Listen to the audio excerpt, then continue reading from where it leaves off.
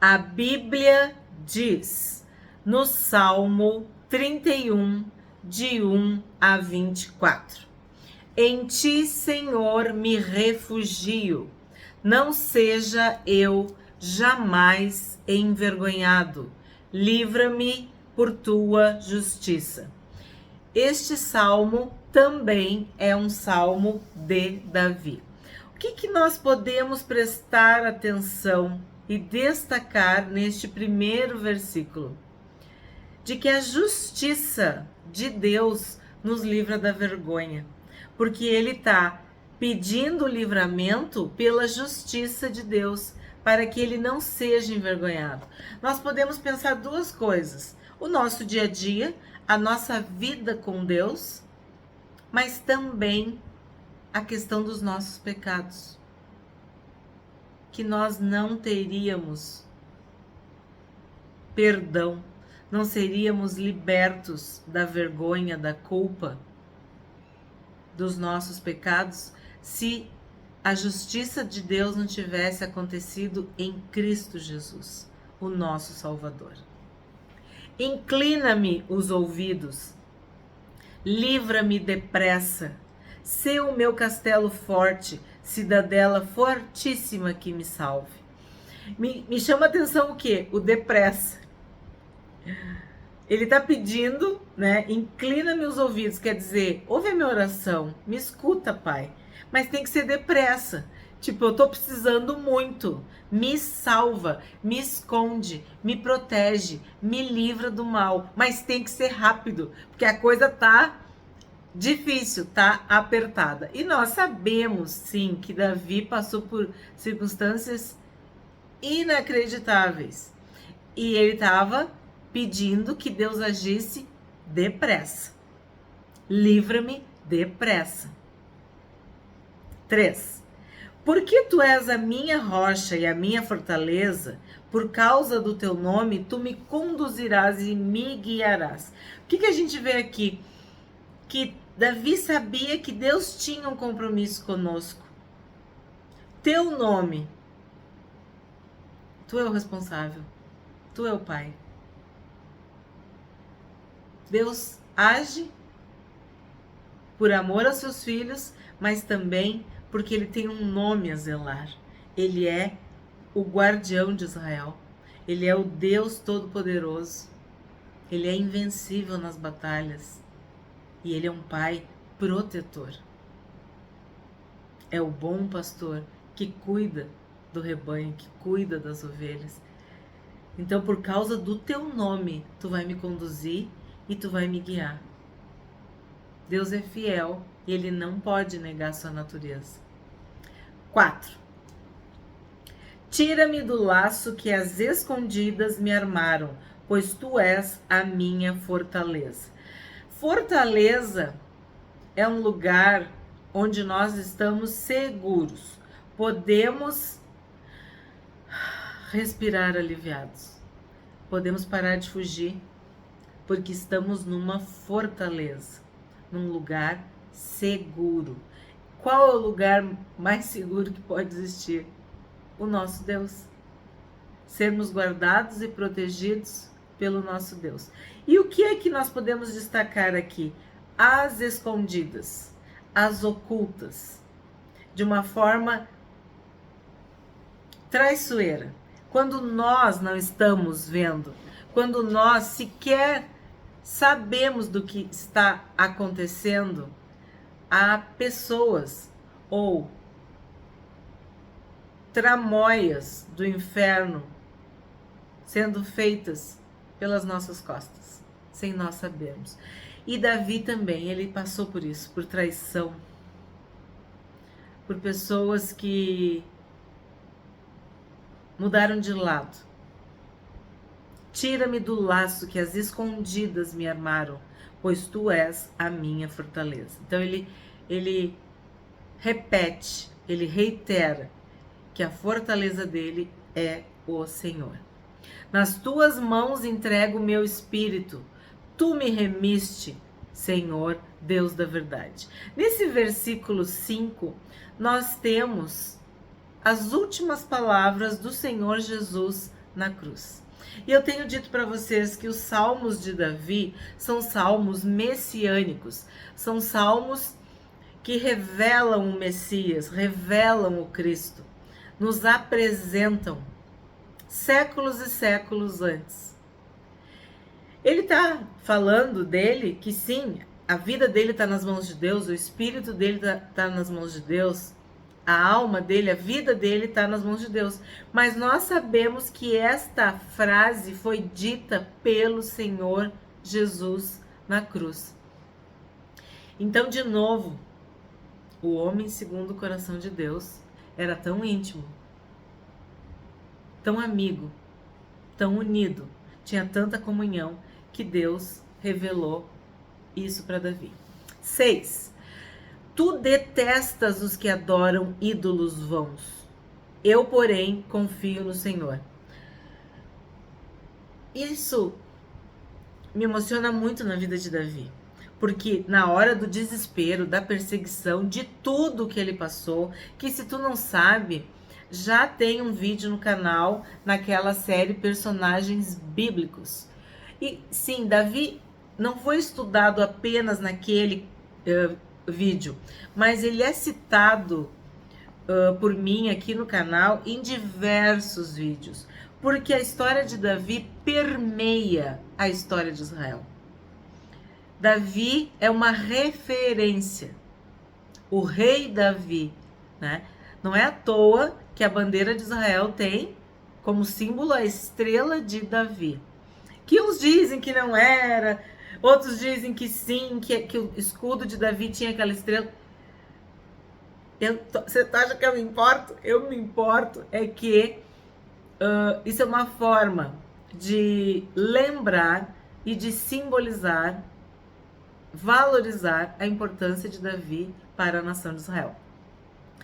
Mas o que eu estava querendo dizer para vocês? De que no desespero, em toda angústia, toda perseguição, tudo que aconteceu com Davi, ele não seguiu falsos deuses. Ele não seguiu ídolos vãos. Ele não abandonou o verdadeiro Deus. Por isso que é tão escandaloso quando alguém que diz que conheceu a Deus vira as costas para Deus para adorar um falso Deus. Uma obra de escultura, uma estátua, uma divindade, uma abominação. Muitos fizeram isso. E nós vimos na história dos reis que quando as coisas ficavam difíceis, eles acendiam vela para qualquer um, eles queimavam incenso para qualquer um, eles se inclinavam diante de qualquer um, eles sacrificavam diante de qualquer um. E Davi está deixando bem claro que Deus detesta quem faz isso.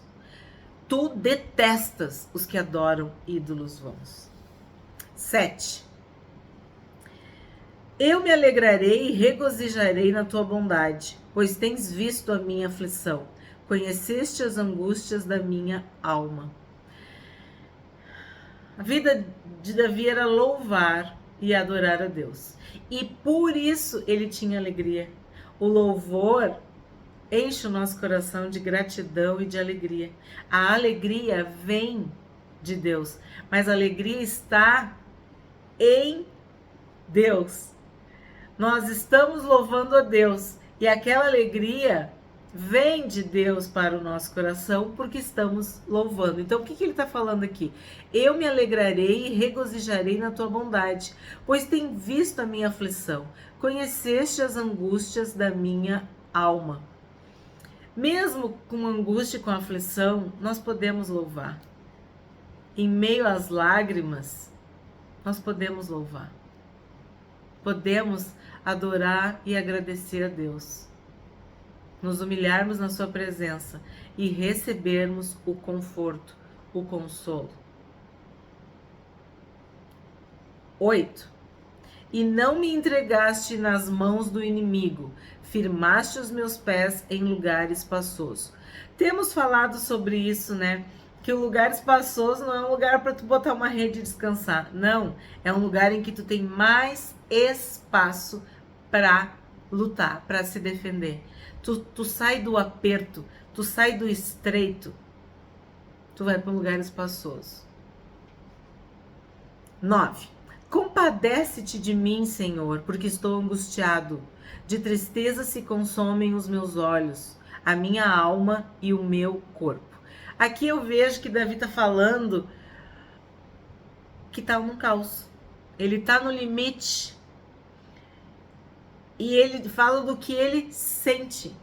Ele está angustiado. Ele está se sentindo abalado. A tristeza está consumindo ele, a alma e o corpo. Então, o que acontece? Muitas vezes, os nossos sentimentos, as nossas emoções, os nossos pensamentos é que nos derrubam. A ansiedade, o medo de algo que não aconteceu ainda. Claro, no caso dele aconteceram coisas seríssimas, mas eu quero dizer assim, que a alma de cada um de nós tem que ser fortalecida no Senhor. Porque senão é a nossa alma que vai nos derrubar. É essa tristeza, é essa fraqueza, é essa impotência, esse medo, esse complexo, essa inferioridade, essa insegurança, essa baixa autoestima. Eu falei para vocês também sobre isso, o fato dele ser o mais novo, o fato dele ser ruivo, o fato de talvez ele não ter uma aparência como o seu irmão mais velho, ou o seu segundo irmão, o terceiro irmão, que fez com que Samuel, um homem de Deus, achasse que eram eles os ungidos, né, que seriam ungidos.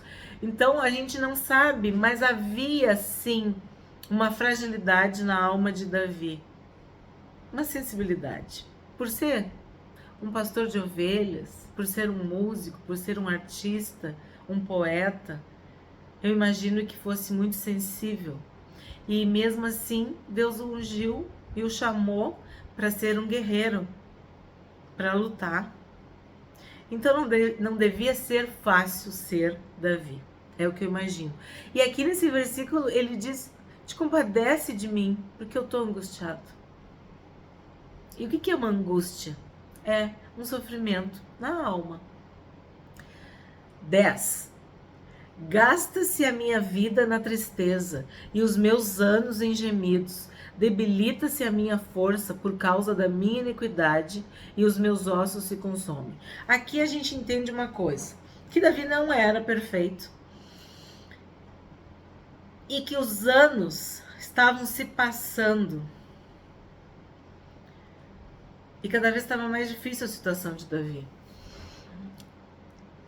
E eu imagino que luta, ter que fazer o bem, ter que agir de acordo com a palavra de Deus, quando a vontade da tua alma, do teu coração, é chutar o balde, como a gente diz no popular. Tu tem que ir contra a tua carne, tu tem que ir contra a tua alma, tu tem que ir contra até aquilo que muitas vezes esperam de ti. Tu tem que ir contra aquilo que talvez a maioria das pessoas fariam se estivesse no mesmo lugar que tu. E não, Deus te demanda outra atitude. Perdoar, que ele fez com Saul, poupou a vida de Saul 2 vezes. Então eu imagino que isso seja difícil, porque toda vez que nós sabemos que há, vamos dizer, um direito de fazer certas coisas, mas Deus nos diz que não é para fazer, que tu não tem liberação para fazer, que tu não tem permissão para fazer. O Espírito Santo te diz expressamente que não é para fazer. E aí a tua carne grita. Aí a tua carne se consome. Aí a tua força se debilita. Por quê? Porque há um conflito entre o bem e o mal, entre o bem que eu quero fazer e o mal que eu não quero fazer. Ou o bem que eu não tô conseguindo fazer, porque eu tô triste, abandonado, traído, perseguido, injustiçado, e é aquele mal que fica me tentando, que fica querendo me convencer. É isso que eu interpreto, que havia um conflito pesado na alma de Davi. E ele queria obedecer a Deus. E sim, por causa da minha iniquidade e os meus ossos se consomem. Sabemos que o pecado, a iniquidade, consome, adoece, seca os ossos, nos faz mal, nos mata. O salário do pecado é a morte. 11. Tornei-me objeto de deboche para todos os meus adversários, de espanto para os meus inimigos e de horror para os meus conhecidos. Os que me veem na rua fogem de mim. Parece, Jó, parece que está falando igual a Jó. Isso aqui foi um trecho extraído do livro de Jó, que tem vídeo no canal. Estudamos sobre Jó há pouco tempo, há poucos dias. Então, o que aconteceu com Jó também aconteceu com Davi. E Pedro diz que a gente não deve ficar surpreso, porque sofrer, todos nós sofremos, né? Agora, pior é sofrer por ser malfeitor, por ser ladrão, por ser assassino. O sofrimento é inerente à vida e aos seres humanos. E Davi sofreu bastante. E ele foi abandonado. Ele foi rejeitado, sim. Dói muito a opinião dos outros, a crítica dos outros, o olhar, o julgamento, o desprezo, a indiferença dos outros. E Davi foi objeto disso também. Foi muito maltratado, muito maltratado. 12. Estou esquecido no coração deles como morto. Sou como um vaso quebrado. Como que nós não vamos nos identificar lendo um versículo desse? Aí tu pensa, tudo que ele passou foi para que hoje, 2024, nós estivéssemos lendo isso aqui e pensando. Quantas vezes os seres humanos, os amigos, os parentes, os colegas, os vizinhos, as pessoas nos abandonam, nos rejeitam. Ou uma coisa bem moderna, nos cancelam. Sofremos o cancelamento. Somos colocados de lado. E aí, parece que tu tá morto. Porque tu tá esquecido no coração deles. Ninguém se importa. Ninguém se importa. Então, Davi experimentou isso. Tanto que ele foi para uma caverna. Mas Deus, na sua infinita misericórdia, no seu amor, levantou um exército. Que também tem vídeo no canal sobre os valentes de Davi. Homens valentes. E ali diz que eram todos atribulados de alma, que sofriam, que tinham sido desprezados. Todo mundo que tinha um dodói sabia que podia ficar com Davi, porque não tinha ninguém que estava mais ferido do que Davi. Nesse sentido, né? Nesse sentido que a gente está falando aqui. E aí essa figura de dizer um vaso quebrado, né? Quer dizer o quê? Eu tô um caco. Para que serve um vaso quebrado? O que tu colocar ali dentro vai perder, vai se esvair. Era a sensação ou a impressão que ele tinha. O que vai ser de mim?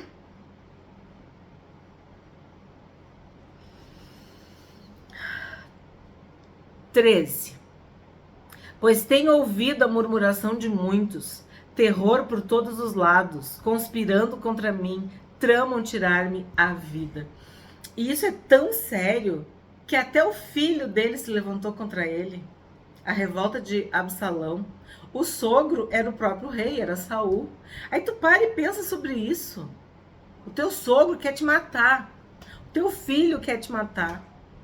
Bom, sem contar os filisteus, os exércitos das nações ao redor. E chegou um ponto que até Israel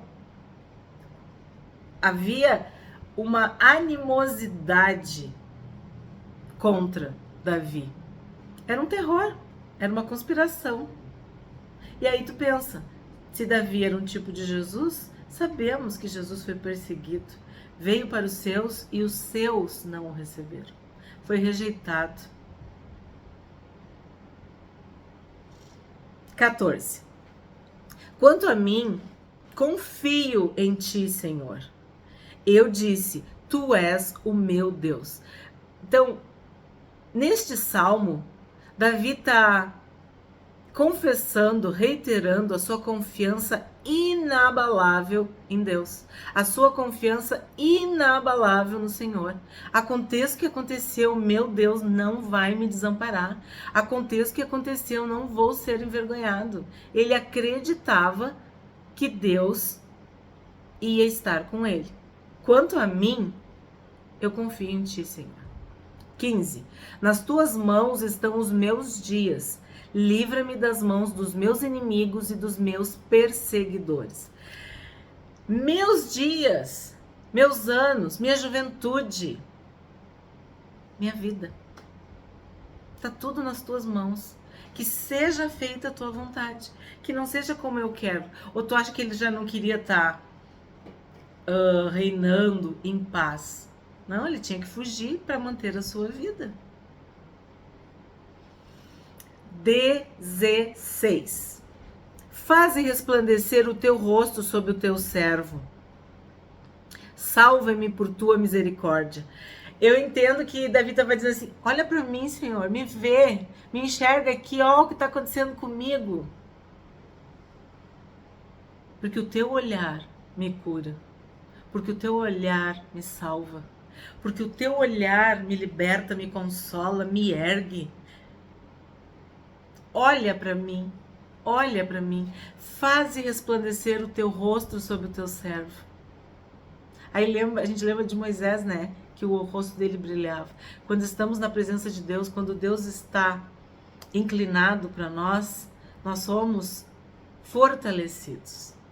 E continuamos, e perseveramos, e permanecemos, e ficamos firmes. Mas precisamos de Deus.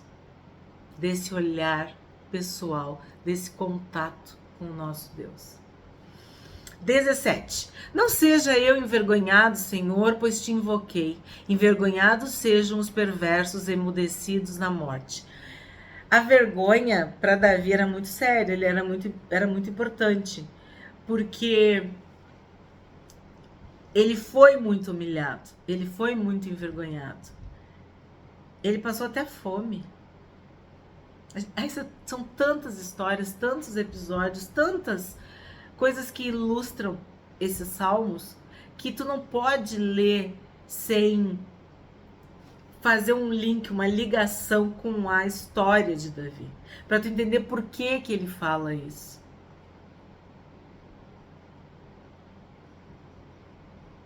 Essa perseguição, essa humilhação fez com que Davi nos presenteasse com esses salmos. E um dos livros mais lidos da Bíblia é o livro de Salmos. Por quê? Porque a gente encontra a nossa alma nesses versículos. A gente encontra as nossas lutas, nossas dificuldades, nossas batalhas. Tudo que Davi passou de um jeito, né, diferente, adaptado para os nossos dias, nós também passamos, cada um do seu jeito. Então, sim, nós devemos orar para que Deus nos livre da vergonha, porque quem buscar Deus não vai ser envergonhado, porque Deus não vai deixar nenhum filho, nenhuma filha abandonado. 18. Emudeçam os lábios mentirosos que falam insolentemente contra o justo, com arrogância e desdém. Aqui a gente vê a mentira. Davi foi muito injustiçado porque contaram muitas mentiras, falaram coisas que não procediam. E dói muito saber que estão falando mentira a teu respeito e tu nem pode te defender. Mas Deus luta, Deus nos defende. 19. Como é grande a tua bondade que reservaste aos que te temem, da qual usas diante dos filhos dos homens para com os que em ti se refugiam. Temer a Deus. Temos estudado muito sobre o temor a Deus. O que é temer a Deus? Em primeiro lugar, é amar a Deus, respeitar a Deus, obedecer, servir, adorar, viver para adorar a Deus. Isso é temer. E era isso que Davi fazia. Ele temia. E Deus usou de bondade para com Davi. 20. No recôndito da tua presença, tu os esconderás das intrigas humanas. No esconderijo os ocultarás do conflito de línguas. Sabe, Deus te colocar num lugar em que tu vai estar blindado, protegido dessas línguas venenosas, dessas intrigas, dessas fofocas, dessas maledicências. O que Davi sabia? Que ele precisava de proteção. Ele precisava de um esconderijo, de um lugar seguro, de um lugar onde a presença de Deus o envolvesse e o guardasse. E era essa a esperança de Davi. Bendito seja o Senhor que engrandeceu a sua misericórdia para comigo numa cidade sitiada. Olha se não é um poema, uma poesia. Toda dor, todo lamento, todo sofrimento, e ele consegue fazer essa comparação de que ele estava acuado, cercado, como numa cidade sitiada. Mas Deus ia usar de misericórdia para com ele. E ele louva a Deus por isso. 22. Eu disse na minha pressa, estou excluído da tua presença, mas tu ouviste a voz das minhas súplicas quando clamei por socorro. Quando a gente percebe que os problemas estão crescendo, se avolumando, a gente às vezes pensa, onde está Deus? Por que ele não age? O que está acontecendo? Aí me lembra o Senhor Jesus, que só foi ressuscitar Lázaro depois que Lázaro estava morto 4 dias. Por quê? Porque podia ser que antes as pessoas não acreditassem na ressurreição, pudessem atribuir alguma doença ou algum desmaio, mal súbito, alguma coisa. E aí Marta diz, né? Ou Maria, agora não me recordo. Já cheira mal, é de 4 dias. E aí o Senhor Jesus ressuscitou Lázaro. Então Deus muitas vezes espera que as coisas fiquem de 4 dias para que ele possa livrar, fazer um milagre incontestável. E aqui ele está dizendo, ó, parece que eu estou excluído, parece que eu estou esquecido, parece que tu não está me ouvindo, mas tu ouviu a minha súplica quando eu clamei por socorro, quando eu estava desesperado. Aí tu pensa, será mesmo que Deus vai me atender? Será mesmo que Deus se importa? Aí passa um filme na nossa cabeça, e acredito, né, de certa forma, na cabeça de Davi, no sentido de tudo que Davi passou. Davi estava lá cuidando das ovelhas, e daqui a pouco estava sendo ungido pelo profeta, pelo juiz, pelo homem de Deus, que era Samuel. Daqui a pouco ele já estava no palácio do rei, já estava com a cabeça de Golias na mão, já tinha vencido, sabe? Uma montanha russa. E daqui a pouco ele já estava casado com a filha do rei, e ao mesmo tempo o rei já queria matar ele, e ele já teve que fugir e abandonar tudo. Enfim, onde está Deus em todos esses capítulos da vida de Davi? Aqui ele diz, tu me ouviste quando eu clamei por socorro. Então nós podemos clamar, pedir socorro, pedir ajuda, pedir auxílio, porque Deus é bom, Deus é bendito, benigno, bondoso para com seus filhos, para com as suas filhas, para aqueles que o temem. 23. Amem o Senhor todos vocês que são os seus santos. O Senhor preserva os fiéis, mas retribui com abundância aos soberbos. Amar a Deus acima de todas as coisas. Isso é o que os santos fazem. Eles amam a Deus. Mas o soberbo, o orgulhoso, o arrogante, o presunçoso, o que se acha, vai receber o pagamento. A fatura vai chegar. 24. Sejam fortes e que se revigore o coração de todos vocês que esperam no Senhor.